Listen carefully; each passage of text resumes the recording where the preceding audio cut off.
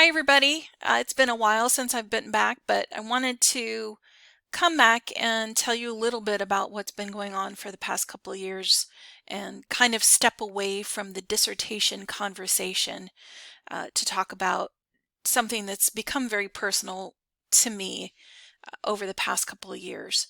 I have been diagnosed with a condition called ITP. It's an autoimmune disease. The full name is immune thrombocytopenia, but essentially it's a blood disorder that affects how my blood clots. And the way that I know that I have ITP is that I have a very low platelet count, which means when my platelet count gets really low, my blood will not clot well. And I could potentially bleed a lot when I get hurt. It takes a while for cuts to stop bleeding, and I bruise very easily. So it's fairly rare, and I just kind of want to tell you my story for those that are recently diagnosed, or if you've never heard of it before, just to kind of build awareness for ITP and those of us that are dealing with it. So I'm going to kind of talk you through my story. I'll share with you some of my pictures and just kind of tell you how it happened. So here's how it started. I had little red marks on both of my legs. I thought it was a rash. I even had them on my neck, you can see in the picture on the left, and I did not know what it was. Didn't hurt, wasn't itchy. That was it. So I went to a urgent care. She looked at it. She prescribed some steroids. And she said, if it doesn't go away in a week, come back and we'll do a scraping and have a dermatologist take a look at it. Something in the back of my mind wasn't settled, and something felt off. So I scheduled an appointment with my primary care physician, and I said, can you take a look at this? And he said, this looks a little bit like petechiae, which is basically bleeding through the skin. And he said, I think if this is any sort of thrombocytopenia, we should do a blood test just to see, what your numbers are. I said, okay. So this was right before President's Day weekend in February of 2023, and didn't think anything of it. So we went away for the weekend and went snowboarding in Maryland, had a blast. Not knowing all the time that I had a low platelet count, which means I could have gotten really hurt and could have gotten seriously injured. Unknown at the time how bad it was. When we came back from that weekend, I went on February 14th. I went and I got my platelet count done. Did a blood test, just a complete blood count. And let me just give you a sense for what a platelet count looks like. So the normal range for platelet count is anywhere from 150,000 to 400,000. Okay? A critical range is anything under 10,000. And when we talk about critical, it means that at any point you could start bleeding and they would not be able to stop the bleeding. So if I sneezed, I could actually make myself bleed. So anything under 10,000 was considered critical and one of those cases where you had to go to the hospital. When I did my blood count for that day, my results came back at 5,000. So not only inside the critical range, but very low. And surprisingly, I got a phone call from the lab telling me to go to the emergency room. It was completely unexpected. I didn't kind of process what was going on. And they said, your platelet count is so low, you need to go to the hospital and be checked and given steroids or some sort of treatment so that we can get you out of the critical range. Okay? When I went into treatment, this is further down the road, I'll talk more about it. The target is to be in a safe place where you won't spontaneous bleed. They want you above 30,000 at a minimum. So that's what my Valentine's Day looked like. Is you can see on the left, I was at hockey practice with my son. I was walking and doing laps, and I took a picture of myself because, why not? And 2 hours later, 3 hours later, I was in the ER because of my platelet count. When we got to the ER, they did another complete blood count, and I was down to 2,000. So just over the course of the day, I had gone from 5,000 to 2,000 platelets. Okay. So I was admitted to the hospital overnight for infusions. I was given a transfusion of platelets. I was given steroids. None of that was raising my platelets out of a safe zone. So I was given infusions, and you can see I'm showing off my bruises. That's how quickly I would bruise with just a simple blood draw. But I was given IVIG infusions over 2 days to bring my platelets up.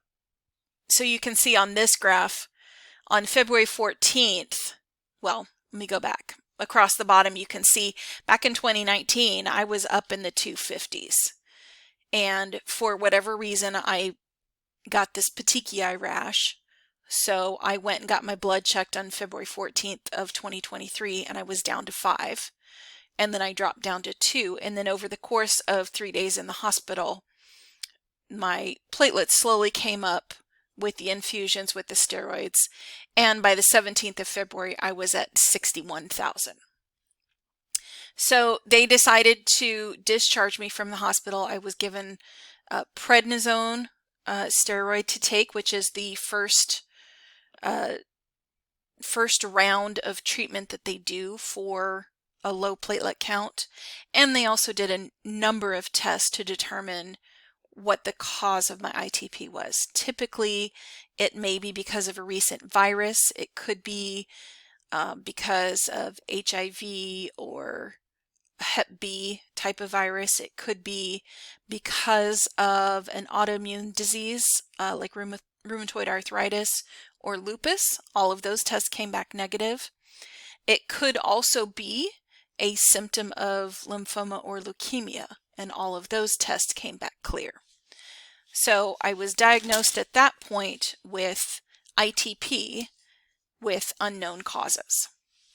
So my hematologist at the time thought that with steroids, I would automatically or quickly bounce back, and that my ITP would resolve itself within a couple of months.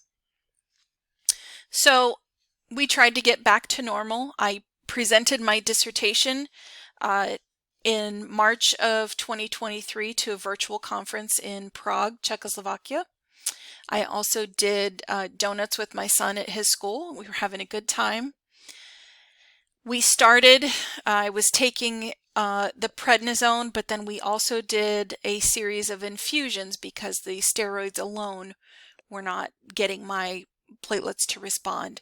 So I started a series of infusions with a drug called Rituxan, which is essentially a chemotherapy drug. And I went once a week for 4 weeks to get those infusions.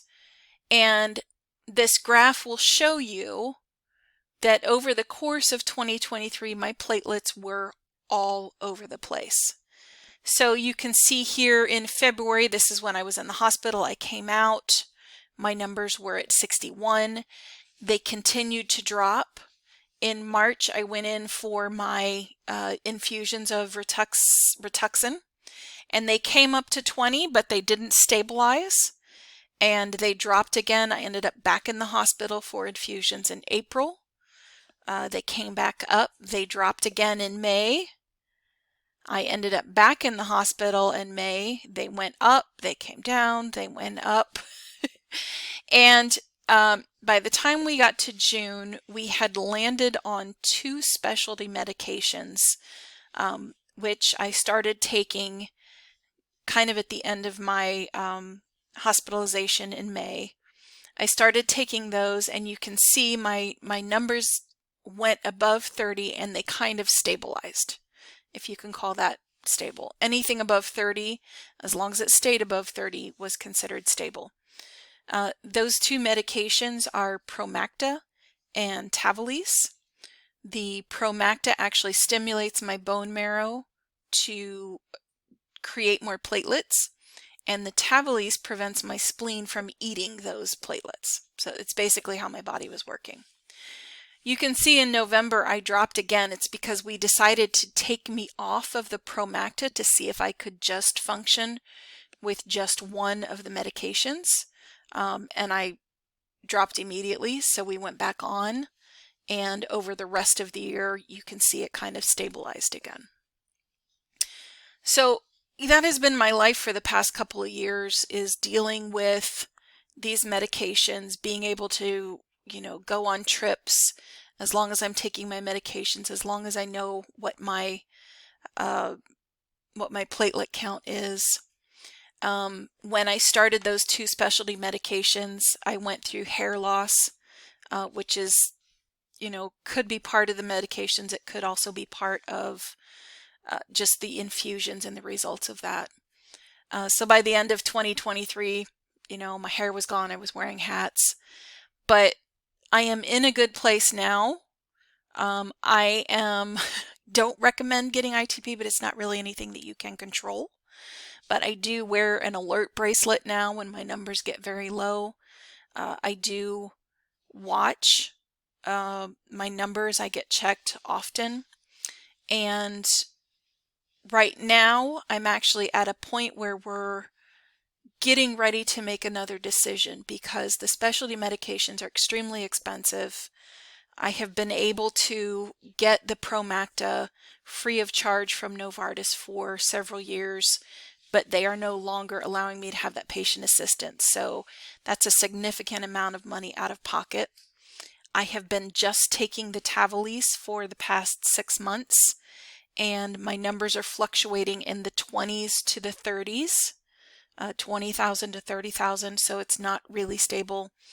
So the next option for me would be to do a splenectomy, where we remove the spleen, which is where the platelets are essentially being eaten. We're talking about doing that. We haven't made a decision yet, but it's kind of where I'm at with my ITP. So just wanted to tell my story. One of the symptoms that I deal with is a lot of fatigue, especially when my numbers are low. I get very tired, a lot of brain fog. So sometimes it's hard for me to function, to be honest. And I certainly don't recommend it, but it is something that I'm dealing with and something that I am living with. And I wanted to share my story for anybody who is newly diagnosed or experiencing the same kind of roller coaster with this disorder. So I hope this is helpful. I have some more videos I'm working on, dissertation related, and I'll try and share those over the next couple of weeks, but just wanted to say hey and give you a little bit of an update.